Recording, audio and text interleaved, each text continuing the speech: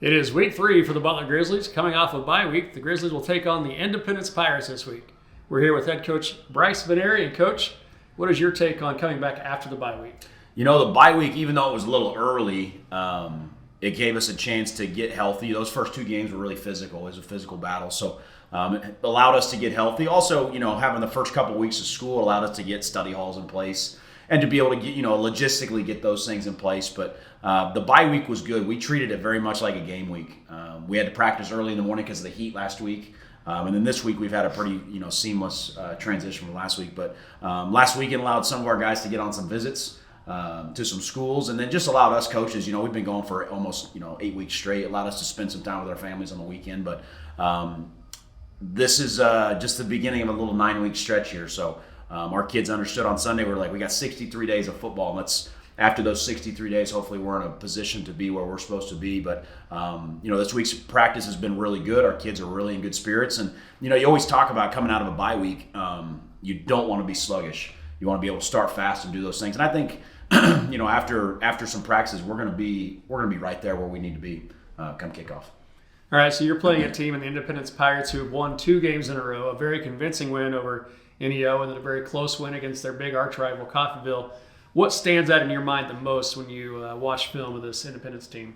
They're dynamic. They're really athletic.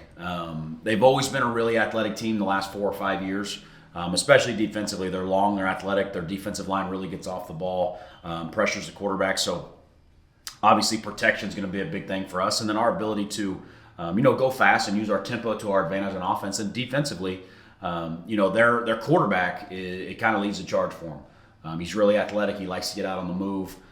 Get him off his spot, hit him a couple times, and force him to figure out what we're trying to do on the fly. And I think we've done a really good job of confusing quarterbacks so far this year. So all in all, they're a really confident team right now. They're coming off 2 back-to-back wins. And anytime you come off that win against your big rival, you're always going to have a lot of confidence going into the next week. And again, they get to come to our beautiful stadium at night and play in September when it's actually going to feel like football weather. So they're going to be ready to play. It's just it's just about us and worrying about our jobs and what we've got to do, and we need to make them match what we're trying to do, and we just need to focus on us.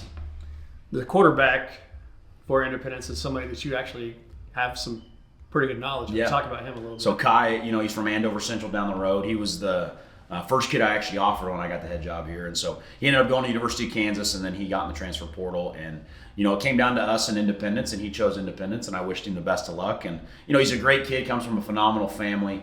The best trait I can say about him is he is a true competitor. He's never going to quit. He's going to lead those guys to the best visibility. But once we kick it off, he's the other team. So, but I wish him the best of luck. He's such a great kid, and he's a really good football player. So it'll be a real challenge for us really to contain him in the run game when he wants to get out and scramble, because he's a really good athlete. And then when he wants to push it down the field, we got to try and confuse him a little bit. You've had some injuries on the defensive line. It seems like, for the most part, everybody's pretty healthy right now. How would you evaluate the health status of your team? I feel like we're right there where we were week 1. Obviously, minus Jimmy, who we lost in the first game, and Jerry, our defensive end, who we lost in the first game. Other than that, we're right there where we should be. Like I said, the bye week was really good to allow us to get some guys healthy and to put them in position. So when we hit this 9-week stretch, we're healthy down the way. And, as you get through the season, you practice a little bit differently. It becomes more mental and not as much physical during the week. So we're at our physical peak when we go out there on Saturday. But I feel like our team is in a really good spot at every position, and I'm looking forward to just seeing them go play, because it feels like it's been a month since we played, and it's only been 13 days. So I'm looking forward to watching them. You mentioned a little bit it's going to feel like football weather, high 70s, almost no wind. You had a big crowd here for the first game of the year against Highland 2 weeks ago. Just what's it like being in the stadium on a fall evening? It's hard to describe, but there's no better feeling ever. We do our Grizzly walk, and we're walking in, and the later we get in the season, the sun's setting already when we're getting onto the field, and just the smell of the barbecues, and the sound of the crowd and the stereo, and then just that cool brisk air. We come out after halftime. I told them it's going to be in the low 60s. When the game's over, you're going to take your pads off, you're going to be steaming. That to me is football weather. And so it's going to be really nice. It's going to be a nice change of pace, because you think that first game was, 98 degrees or something. So it's going to be a nice change of pace, and to see our guys, just again to watch them play is what I enjoy the most. See them living their dream, doing what they want to do, especially at our place where, again, you get the scoreboard, you get the fans, you get everything. You get really kind of the full experience here. So, like we said the other night, I think the other team's going to be doing more of the ooh and the ah instead of us, and we're just going to go out there and play football. All right, so there you have it from head coach Brice Vignery. We'll be back with the rest of the pregame show here on BCTV.